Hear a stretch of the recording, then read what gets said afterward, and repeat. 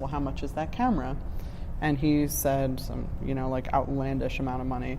And I thought, oh God, what's going to happen in this conversation? I just really started to get nervous from my office. And he said, so this is a X thousands of dollars camera. Here, hold it, I'll show you how to use it. Wow. And I just, like, my heart just grew inflated at the possibility that, like, I had in some way contributed to this moment. And who knows what happened to this young woman, but, like, that must have been a pivot. You could see the barriers come down because she was entrusted with something that she just didn't even conceive was possible. I thought this was amazing. And so I went up to Wegman later, and we were having this conversation, and it was really great. And then he asked, what is it that you do at the museum? And I said, I'm the head of development. And he was like, oh, and walked away. And I thought, okay, this has got to change, right? This has got to, that may be just his perception on fundraising, but I just really felt, and he was really a great guy. This was a common reaction that people have to the idea of the person who raises the money. And I just thought, I need more. So it sounds like a really thankless job when you think about it, because, without the development, none of those acquisitions would be enabled, right? I mean, it's just... Well, it was fun what made it really exciting for me is that I had great curatorial counterparts who knew that I knew about the art. I think they were accustomed to many development people who are just lifelong development people who don't believe in the institution. But I was like, well, let's craft this narrative together and let's understand. So saying, but introducing yourself as being a head of development, someone's probably not going to assume that you have the art history credentials. That's it. And also they just immediately, the conversation goes one of two ways. Let me tell you everything that's wrong with the museum and why I'm not supporting it. Or, and really that's the only way that it would go. or it would resolve happily and philanthropically. But for the most part, it was like, oh, you're the head of development, let me complain. And so I realized that, I was living this great life in Boston. The only thankful portion of being a development person, besides the fulfillment of a job well done, is that it often pays better than most other aspects of the museum. So I had a nice profession with a good, stable life, and I made the very difficult decision that the only way that I was going to progress and get what I wanted out of my career and find that passion again was to go back to school. So I was going to take my very nice salary and toss it aside and go back to Williamstown. So that's a very long way of saying basically 11 years after my undergraduate graduation from Williams, I went to the graduate program. But I really felt that at that time there was so much at stake because I had put my life on hold. And that was the best way to do it. Because had I just gone straight through, it would have felt inevitable. And in this way, it was really a choice that there was something better and more fulfilling out there. And I'm really glad that that's true. Because had I graduated, there were times, I graduated from the graduate program. I got an incredible fellowship at the Philadelphia Museum of Art, for which I'm amazingly grateful. But that fellowship was limited. And when that fellowship ended, I thought it's very difficult to get a curatorial job, and I waited a long time to find one. And then all of them opened up at once. But there were 7 or 8 months where I sat there thinking, okay, well, this was a gamble that really didn't work. My intellectual capacity has grown, my love and fulfillment through curatorial work has grown, but I maybe don't have the opportunity to pursue it. And it was So the qualifications you got there when you went back were like masters in art history, right? And so you could have chosen to keep on going and gone into teaching, right? Like, I mean, if I got a PhD, right? Sure. And so, but that really wasn't you knew at that point that in the museum was where you wanted to be versus in Yes. a dark room with a slide projector. Yes, I learned a lot. I mean, because I had a long career and I knew who I was at that point, I learned a lot about my passion for museums, and it was there was no question that I was going back to school to re-enter the museum world. Partially, my belief is that what we do as curators in museums is a form of teaching for students you may never meet.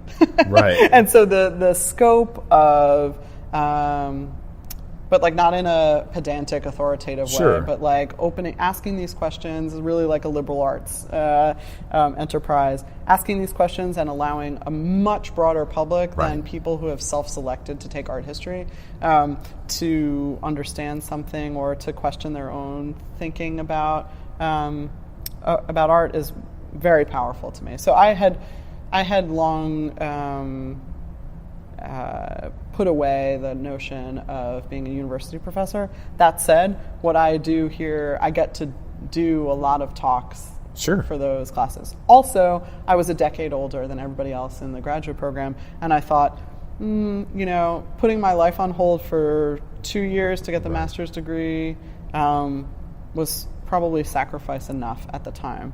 Also, almost nobody in my field does this without a doctorate at this point. Right. There are a lot of curators who, of generations ago where this was an acceptable path. This is not the easy.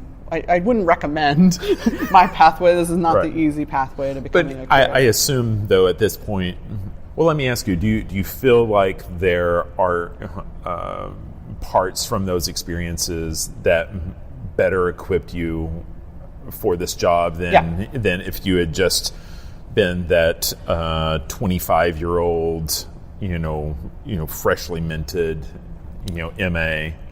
I am the curator that I'm always going to be.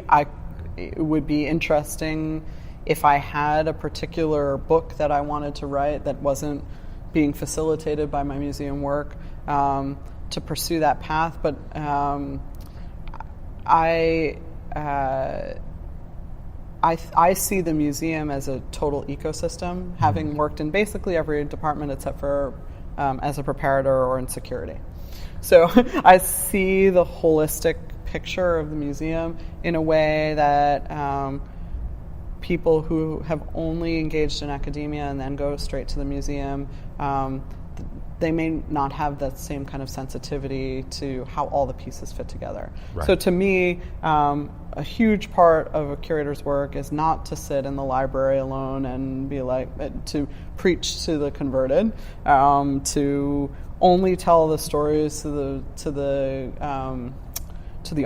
audience that is expected, but to I just get really great joy out of making something that's entirely. It's kind of like my development work, Right. Taking something that's entirely too complex and finding multiple avenues to connect people to it. So I think it makes me kind of a weird curator, but Right. I think that's fine with me. Sure. And I've found. I really believe that I would try to get as far as I could in my curatorial career with simply the master's degree. And if there came a point at which I either felt for my own personal reasons I needed to pursue further education or hit a professional stumbling block, that I would make that choice at that time. But I wasn't going to try to predict too far in the future. And I think at this point, I've convinced myself of my curatorial capabilities and what I bring to the museum. Sure.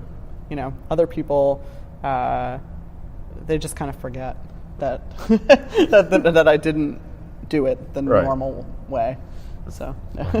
So, a lot of times when you go through that graduate study of art history, you wind up kind of focusing in on one particular small segment and go deep there. Yeah. Where did you choose to go deep? So most of my writing is on 19th-century American. My qualifying paper as a master's student, my master's thesis was on Winslow Homer and Undertow, which was 1886 painting of Sea Rescue.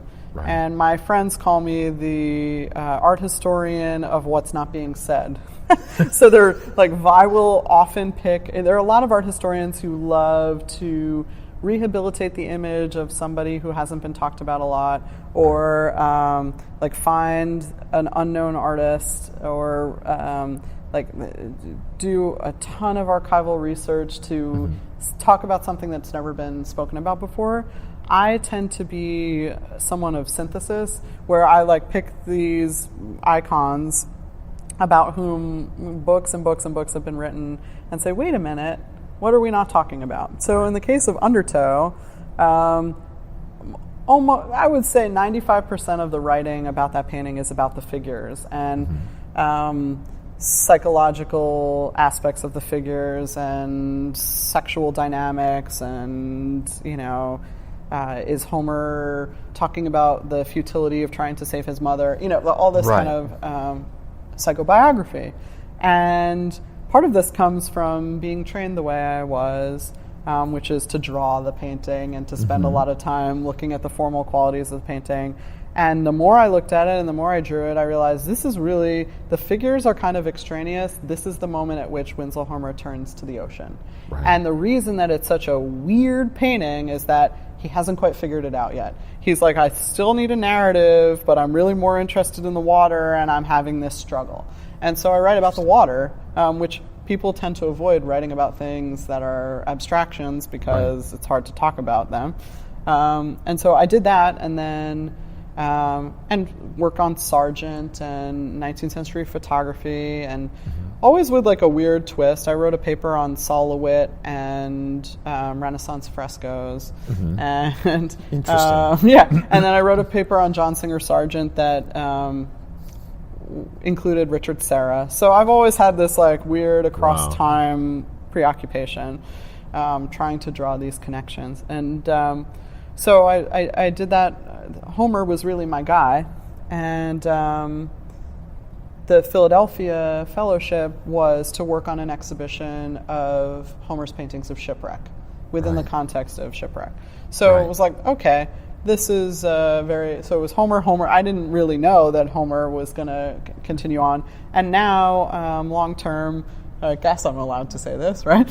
So I'm working on a exhibition that pairs Winslow Homer and Frederic Remington with the Portland Art Museum in Maine and the Denver Art Museum. So are you at liberty to speak about the dots you're connecting between the two of them there? Sure, and actually did a small show here on Homer and Remington. They're not two artists you think of in the same breath. They are separated by a generation, but their stories are very similar in an unexpected way, which is that, well, in a couple of ways. One is the way critics from the time and subsequent art historians have both talked about these artists as mythic figures. So they are both held up as examples of quintessentially American painters, wholly self-taught, all about virility and romance and the strenuous life. But you think of Remington as a Western painter and as a painter of cowboys, and you get sucked in by the subject matter, and you forget that Remington he lived basically about 5 minutes from where I grew up in New Rochelle, New York, and he was an Eastern artist, capitalizing on a market, understanding that there was a great taste for the romance of the West. And he really was selling through the same dealers as Homer, Dahl and Richards Gallery in Boston, Knoedler in New York, selling to the same types of people, industrialists, Gilded Age, mansion owners, and capitalizing on his knowledge from being an illustrator of what would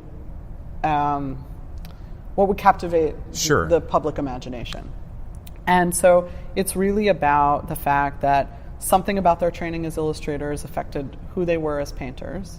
They're both held up as self-taught They weren't really. I mean, Right. they looked at other art. They